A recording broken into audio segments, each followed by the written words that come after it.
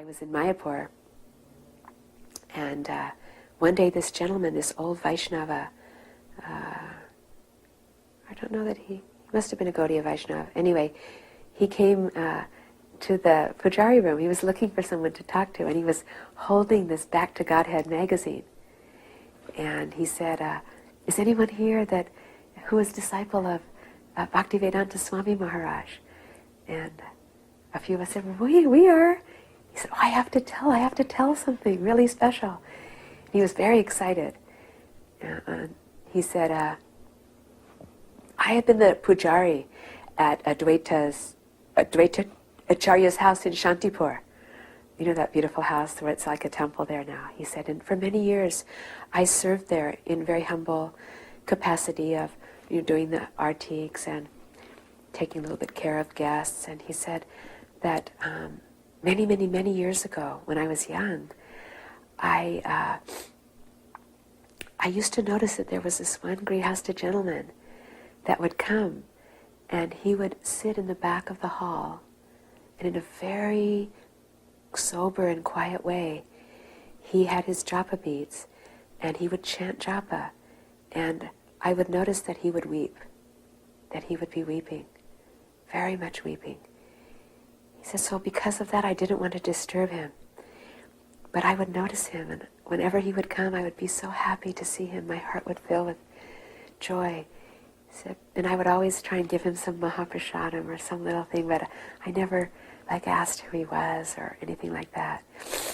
He said he always moved with great determination. And he was came in a very determined way, and he left in a very determined way. Sometimes he would stay almost all afternoon and just chant.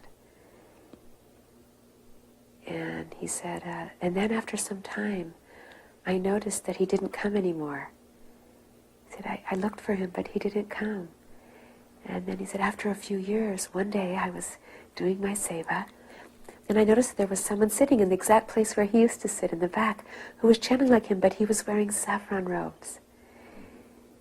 And he said, I looked quite closely, and I recognized that it was my old friend, the man that I had always watched.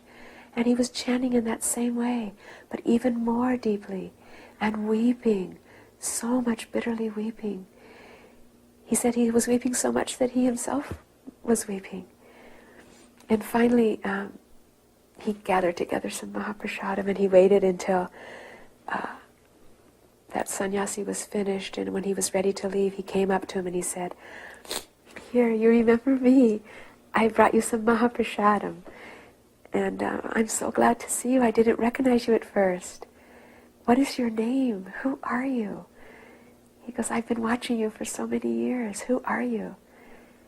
And then that man said, my name is Abhay Charnaravinda Bhaktivedanta Swami Maharaj. And I am a humble and very fallen disciple of my most glorious Gurudev, Srila Bhaktisiddhanta Saraswati Thakur Prabhupada. He said, and the reason that I've been coming here for so many years is because this is the place where Chaitanya Mahaprabhu and Nityananda Prabhu and Advaita Prabhu used to gather to plan the whole worldwide movement of this Sankirtan mission. They would come here together. This is such a holy place. He goes, so I have been coming here, and I've been praying at the dust of this place and at the dust of their feet for their mercy. He said, because many years ago, my Gurudev gave me an impossible mission. He ordered me to go across the ocean and somehow plant this Krishna consciousness, this pure Vaishnava Krishna consciousness on that foreign soil. Because I am not knowing how to go, and I am coming here and I am praying for them to give me guidance and inspiration. He said, and I'm feeling great mercy. He said, but tomorrow I am actually leaving. I am leaving Bharatvarsha. I am going on a ship. I don't know even which direction it's traveling. I'm going. I have no place to turn.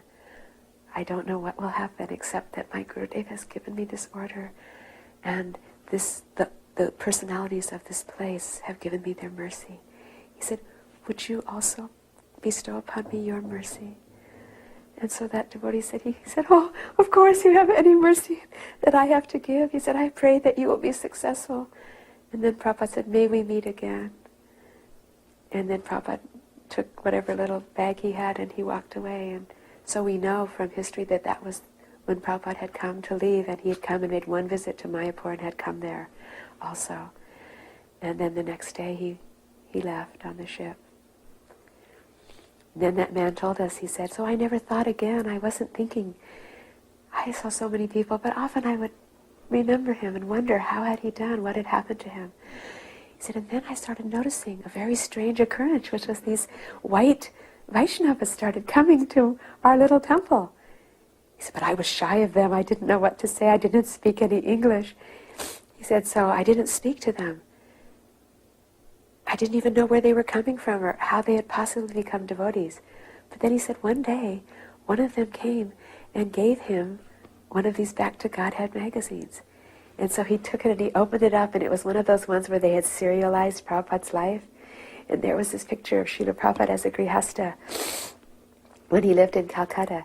And he said, and I see that that is him, and now I am looking here and I'm seeing that the Acharya, that is also him. He goes, he has done it, my friend. He goes, he actually did. He goes, I am so happy, and I just wanted everyone to know about your Gurudev and his glories.